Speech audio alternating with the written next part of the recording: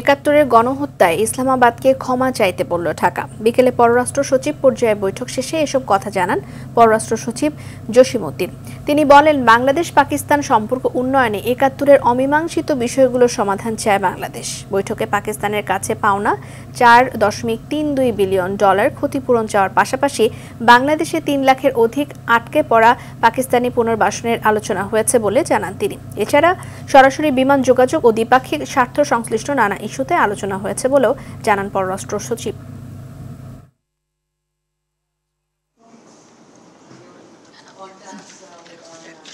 বিদ্যমান ঐতিহাসিকভাবে অমীমাংসিত বিষয়গুলো উত্থাপন করেছে, যেমন আটকে পড়া পাকিস্তানিদের প্রত্যাবাসন, অবিভাজিত সম্পদে বাংলাদেশের ন্যায্য হিস্সা প্রদান, 1970 সালের ঘূর্ণিঝড়ে ক্ষতিগ্রস্তদের জন্য প্রেরিত বিদেশি সাহায্যের অর্থ হস্তান্তর এবং 1971 সালে পাকিস্তানের তৎকালীন সশস্ত্র বাহিনী কর্তৃক সংঘটিত গণহত্যার জন্য আনুষ্ঠানিকভাবে ক্ষমা চাওয়া।